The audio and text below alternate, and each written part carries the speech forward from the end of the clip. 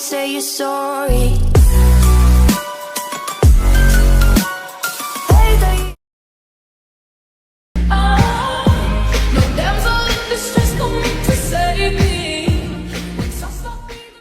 Selamat pagi semuanya. Salam jas merah. Saya dari kelompok pendidikan sejarah dari kelas reguler C, sedang berada di Museum Negeri Sumatera Utara yang terletak di Jalan HM Joni nomor 15 Medan. Di museum ini diresmikan pada tahun 1982 di tanggal 19 April yang diresmikan oleh Daud Joseph, yaitu Menteri Kependidikan dan Kebudayaan pada masa itu. Dan batu pertama diletakkan oleh presiden pertama kita, yaitu Insinyur Soekarno pada tahun 1952.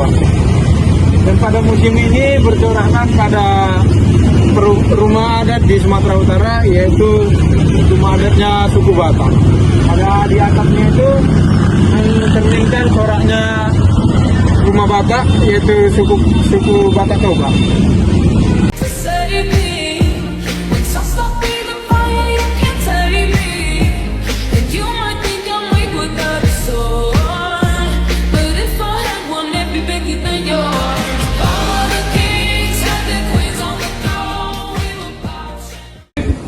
Sahabat-sahabat sejarah, di sebelah saya sini terdapat peninggalan dari kereta kencana yang digunakan sebagai alat transportasi pada zaman kolonialisme, transportasi umum contohnya yang digunakan pada masyarakat dahulu sebelum ada kereta, sepeda motor dan mobil sebagai berikutnya.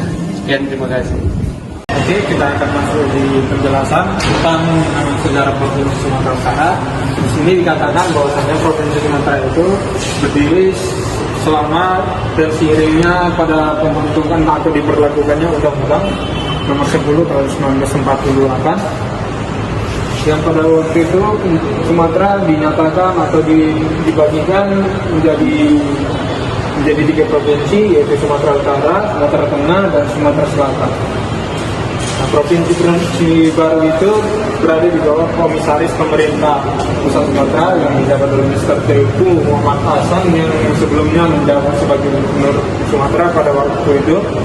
Dan pada tahun 1949 berada di masa pemerintahan daerah Republik Indonesia, Sumatera dibagi menjadi 2 daerah, yaitu daerah militer istimewa di daerah Aceh yang dikepalai Gubernur Militer TM Daud Berewe, serta daerah Tapanuli dan Sumatera Timur yang dikepalai oleh Gubernur Militer Data Tobing.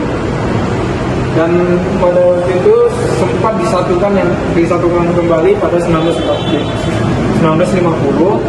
Namun kedua daerah itu resmi berpisah ketika Undang-Undang Nomor 24 Tahun 1956 dibentuk pada pembentukan daerah otonom Provinsi Aceh mulai diberlakukan pada masa kolonialisme di Sumatera Utara. Sultanan Delhi di Sumatera Utara salah satu pusat perniagaan penting dalam rantai perdagangan hasil sebelum masa kolonial. Adalah cikal bakal berdirinya Kota Medan pada tahun 1641. Kapal yang dipimpin Aren Peter merupakan kapal Belanda yang pertama kali merapat di Delhi untuk mengambil budak. Sejak saat itu, hubungan dengan Kesultanan Delhi dengan VOC Belanda berjalan dengan baik dalam catatan dan register VOC di Malaka. Kesultanan Delhi dituliskan Delhi atau Delhi, mungkin dalam Delhi diambil dalam Kesultanan Islam di Delhi. Tahun 1863, Yesus Nienbus dari firma Van de Aren Surabaya mendapatkan konsesi lahan pada ibu bahu dari Sultan Delhi untuk perkebunan tembakau. Mula-mula ia memakai tenaga penduduk setempat untuk membuka lahan perkebunan, tetapi karena sukarnya mencari pendudukan yang mau menjadi buruh, ia mendatangkan tenaga kerja dari Cina, India, dan Pulau Jawa.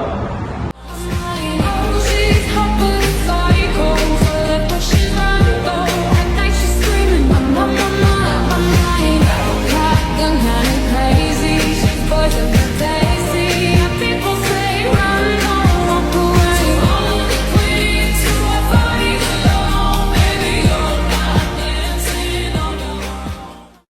selanjutnya di sini kita akan membahas namanya jenis-jenis perdagangan yang diperjualbelikan pada masa kolonial Belanda di perkebunan tembakau di Sumatera Timur.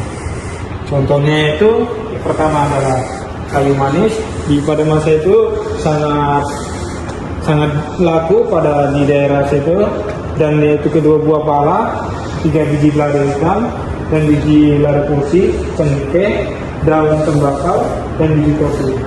Dari rempah-rempah inilah para bangsa Eropa datang demi mendapatkan ini supaya mengolahnya menjadi milik mereka dan mempunyai harta melalui dari ini.